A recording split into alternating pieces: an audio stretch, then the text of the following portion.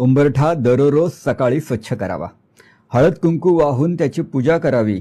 उंबरठ्यावर किंवा समोर दररोज रांगोळी घालावी. शक्यतो रंगमिश्रित रांगोळी वापरावी. पण पांढरी रांगोळी टाकणार असाल तर तिच्यावर हळद कुंकू घालायला विसरायचं नाही. रांगोळीत नकारात्मक ऊर्जा शोषण्याची ताकद असते.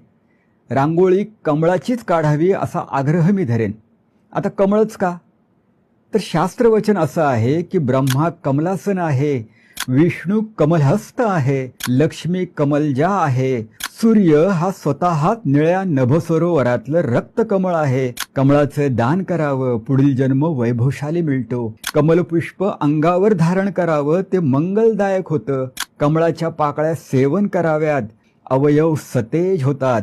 कमळाची रांगोळी काढावी, घरात लक्ष्मी येते. हे झालं शास्त्रवचन. आता वास्तुशास्त्र. कमळ काढताना पाकळ्या उंबरठ्याकडे येतील असं बघावं. कमळाच्या बाजूलाच सोंड उंचावलेले 2 हत्ती काढलेत तर सोन्याहून पिवळं. हत्तीचे पाय सुद्धा उंबरठ्याकडे यावेत. घरचे हत्ती घरात येणाऱ्या लक्ष्मीचं स्वागत करतायत अशी कल्पना त्यामागं आहे. उंबरठा दररोज सकाळी स्वच्छ करावा. हळद कुंकू वाहून त्याची पूजा करावी.